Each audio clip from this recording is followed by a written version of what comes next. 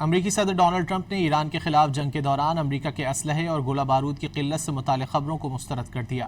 صدر ٹرمپ نے امریکی اخبار وال اسٹریٹ جرنل سے گفتگو کرتے ہوئے کہا کہ امریکہ کے پاس دنیا میں کسی بھی ملک سے کہیں زیادہ اسلحہ موجود ہے، بلکہ یہ امریکہ کی ضرورت سے بھی کہیں زیادہ ہے۔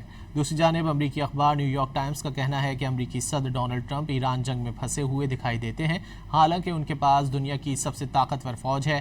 رپورٹ میں کہا گیا ہے کہ ٹرمپ سمجھتے تھے کہ ان کے اختیارات کی کوئی حد نہیں، لیکن اب انہیں کئی حدود کا سامنا کرنا پڑ رہا ہے، جس کے باعث وہ مزید مایوس اور جھنجھلاہٹ کا شکار ہیں۔